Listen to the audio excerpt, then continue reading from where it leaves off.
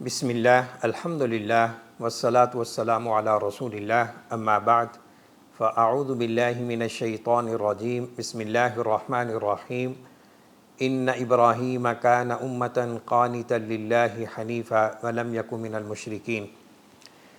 قابل تکریم و احترام سامعین و سامعات، آج کی اس نشست میں ہمارا موضوع سخن ہے حضرت ابراہیم علیہ السلام کی پاکیزہ سیرت کا انڈیکس۔ ابو الانبیاء جد الانبیاء خلیل اللہ سیدنا ابراہیم علیہ السلام نبوت و رسالت کی کہکشاں کا وہ نامدار تارہ ہیں کہ جس کی ذوفشانی سے آج بھی پورا عالم انسانیت مستنیر ہو رہا ہے۔ ابراہیم علیہ السلام کی عظمت، شان و شوکت کا ایک اہم پہلو یہ ہے کہ ہر الہامی دین و مذہب کے ماننے والے متبعین اپنی نسبت ابراہیم علیہ السلام کی طرف کرنے میں فخر محسوس کرتے ہیں۔ یہودی، نصارہ، مشرکین اور دیگر جو اپنے آپ کو الہامی مذاہب کی صف میں شامل کرتے ہیں، وہ اپنی نسبت، اپنے دین و ملت کی نسبت ابراہیم علیہ السلام کی طرف کرنے میں فخر محسوس کرتے ہیں۔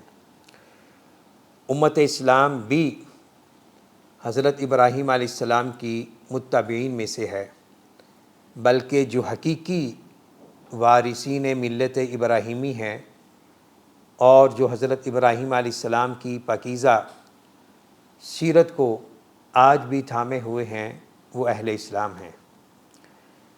تو اس وقت ہمارے سامنے سورہ نحل کی 4 آیات 120 اور 124 زیر غور ہیں۔ ان آیات میں اللہ تعالیٰ نے ابراہیم علیہ السلام کی زندگی کا ایک انڈیکس پیش کیا ہے، اور قرآن کریم کے 20 مقامات اس اجمال کی تفصیلات پر مشتمل ہیں۔ ابراہیم علیہ السلام کن صفات سے متصف تھے اور ان کی ان صفات سے متصف ہونے کا تقاضا کیا ہے، اور امت اسلام کو کیا حکم ہے ملت ابراہیمی کے بارے میں، یہ چند سوالات آج کی گفتگو کا محور و مرکز ہیں۔ ارشاد باری تعالیٰ ہے ان ابراہیم کان امۃ قانتا للہ حنیفا۔ ابراہیم علیہ السلام یقیناً بلا شبہ ایک پیشوا تھے، امام تھے، اپنی ذات میں انجمن تھے، اللہ کے لیے فرما بردار تھے، یکسو تھے، ولم یک من المشرکین، اور مشرکین میں سے نہیں تھے۔ اس ایک آیت میں آپ کی 4 صفات کا تذکرہ ہے۔ نمبر 1، امہ کے کئی معنی ہیں، ان میں سے 2 مشہور کہ آپ رہبر و رہنما تھے، پوری نوع انسانیت کے پیشوا تھے، مقتدا تھے، اور دوسرا یہ کہ وہ اپنی ذات میں ایک انجمن تھے۔ جو کام ایک جماعت، ایک قوم کرتی ہے، یا جو صفات ایک قوم ملت کی ہونی چاہیے، وہ کمالات حضرت ابراہیم علیہ السلام کی ذات میں و درجہ اتم موجود تھے۔ قانتا للہ، اللہ کے فرما بردار تھے، مطیع۔ ان کی ساری زندگی اس جملے سے عبارت ہے۔ قربانی کا واقعہ ہو، ہجرت کا واقعہ ہو، آگ میں ڈالے جانے کا واقعہ ہو، اور نمرود کے سامنے مکالمہ ہو، مناظرہ ہو، یہ ساری تفصیلات اس حقیقت کا عکاس ہیں کہ وہ ظاہری باطنی طور پر وہ یکسو تھے، حنیفہ، یعنی صرف اور صرف اللہ کے فرما بردار اور اسی کے ہو کر رہ گئے تھے۔ عقیدہ توحید ان کی زندگی کا ماٹو رہا، اور عقیدہ توحید ہی کی بنا پر سخت سے سخت آزمائشوں سے وہ گزرے اور اللہ نے ان کو سرخرو کیا۔ ولم یکن من المشرکین، یہ آخری جملہ اس آیت کا پہلے 3 جملوں کی مزید وضاحت کر رہا ہے کہ وہ حامل عقیدہ توحید تھے اور ان کے عقیدہ فکر و نظر میں شرک قطعا نہیں تھا۔ جس طرح کہ مشرکین مکہ اپنے دین کو حضرت ابراہیم علیہ السلام کی ملت کی طرف منسوب کرتے تھے، تو اللہ نے فرمایا کہ وہ ان کا یہ عقیدہ نہیں تھا۔ اسی طرح یہود و نصارہ نے حضرت عزیر اور حضرت عیسیٰ علیہ السلام کو اپنا اللہ کا بیٹا کہا، تو اس کی بھی تردید ہے اس میں۔ شاکرا لانعمہ، یہ 5ویں صفت ہے کہ وہ اللہ کی نعمتوں کے قدردان تھے، شکر کرنے والے تھے۔ شکر زبان سے بھی ہوتا ہے اور کردار سے بھی ہوتا ہے۔ اجتباہ وہداہ الی صراط مستقیم، اللہ تعالیٰ نے ان کو منتخب کیا اور ان کو صراط مستقیم کی طرف ان کی رہنمائی کی۔ تو یہ مزید 2 صفات ہیں کہ حضرت ابراہیم علیہ السلام کو یہ جو مقام عظمت ملی ہے، اس میں اللہ کا اختیار ہے، اللہ نے ان کو منتخب کیا ہے۔ اور یاد رہے کہ جو نبوت و رسالت ہے وہ وہبی ہوتی ہے، کسبی نہیں ہوتی۔ تو اجتباہ، اللہ نے ان کا چناؤ کیا اور اللہ نے ان کو صراط مستقیم کی طرف رہنمائی کی۔ وَآتَيْنَاهُ فِي الدُّنْيَا حَسَنَةً وَإِنَّهُ فِي الْآخِرَةِ لَمِنَ الصَّالِحِينَ، ہم نے ان کو دنیا میں اچھائی دی، بہتری دی، اور آخرت میں بھی وہ نیک کاروں میں سے ہوں گے، نیک لوگوں میں سے ہیں۔ دنیا میں یعنی اللہ نے ان کو نبوت کی نعمت دی اور نیک صالح اولاد عطا کی، رزق حلال کی فراوانی عطا کی، یہ ہے دنیا کی نعمتیں۔ اور آخرت کے حوالے سے تو ان کا مقام بہت اونچا ہے۔ تو صالحین، صالحون کی جمع ہے، یہ ایک بہت اونچا مقام ہے۔ اور حضرت یوسف علیہ السلام نے بھی یہ دعا کی تھی، توفنی مسلما والحقنی بالصالحین۔ تو جو مقام صالحیت ہے یہ ایک بہت اونچا مقام ہے، اور دعا کرنی چاہیے کہ اللہ تعالی ہمیں بھی دنیا اور آخرت میں صالحین میں ہمارا شمار فرمائے۔ تو حضرت ابراہیم علیہ السلام کی یہ صفات جو کہ آپ کی سیرت طیبہ کی ایک فہرست ہے، اور اس میں جو باتیں سامنے آ رہی ہیں کہ وہ عقیدہ توحید کے علمبردار تھے، اور عقیدہ توحید ہی کی طرف انہوں نے اپنی قوم کو بلایا، اور یہ عقیدہ توحید ہی صراط مستقیم ہے، اور جسے یہ نعمتیں مل جائیں وہ انسان دنیا اور آخرت میں سعادت اور نجات سے ہمکنار ہوتا ہے۔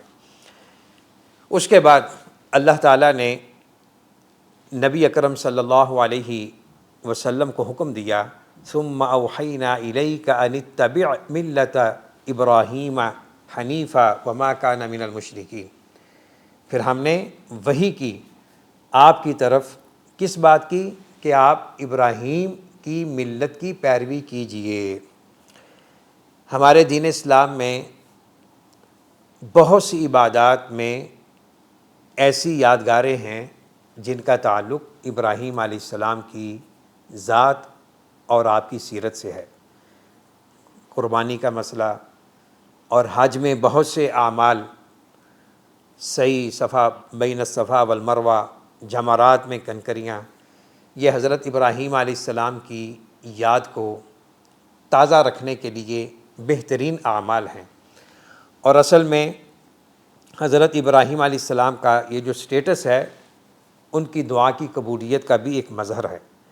جب انہوں نے کہا تھا کہ اللہ تعالیٰ میرا تذکرہ خیر، میری نیک نامی، ناموری کا تذکرہ میرے بعد بھی رہنا چاہیے، تو فرمایا وَتَرَكْنَا عَلَيْهِ فِي الْآخِرِينَ سَلَامٌ عَلَىٰ إِبْرَاهِيمَ۔ تو حضرت ابراہیم علیہ السلام کا تذکرہ قیامت تک آنے والے لوگ کرتے رہیں گے، اور ملت ابراہیمی کے جو حقیقی وارثین ہیں وہ امت محمد ہے صلی اللہ علیہ وسلم۔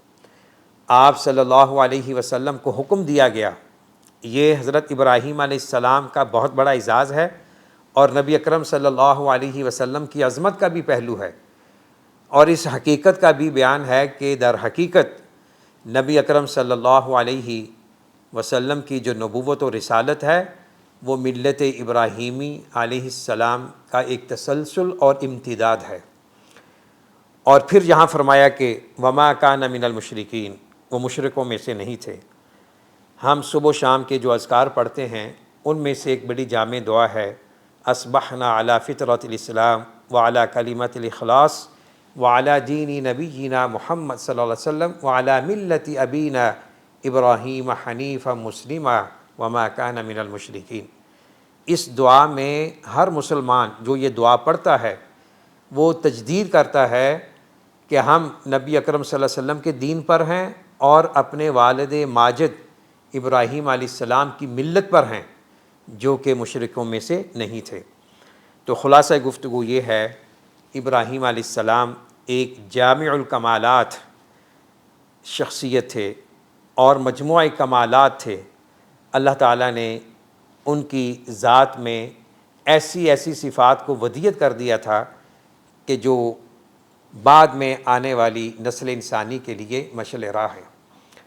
اور ابراہیم علیہ السلام یکسو مسلمان تھے اور ان کا عقیدہ شرک کی آلودگیوں سے پاک صاف تھا۔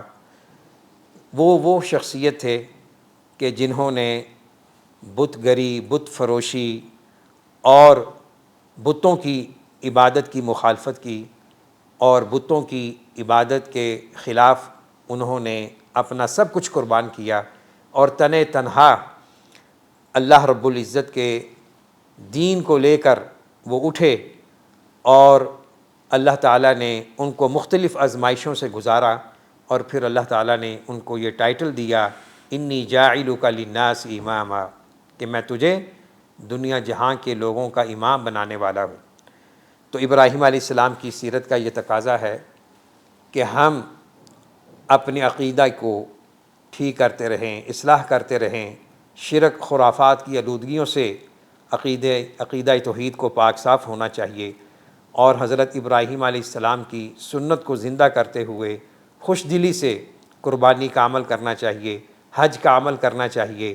دعا ہے اللہ تعالی ہمارے دلوں میں جملہ حضرات انبیاء علیہم السلام کی محبت، خصوصاً نبینا ابراہیم علیہ السلام کی محبت، اور بالاخص نبینا سیدنا محمد صلی اللہ علیہ وسلم کی محبت کو ہمارے دل و دماغ میں جاگزین کرے، اور ہمارا خاتمہ ملت ابراہیمی پر ہو، اور ملت ابراہیمی کی پیروی کا حکم ہمارے نبی کو بھی ہے صلی اللہ علیہ وسلم۔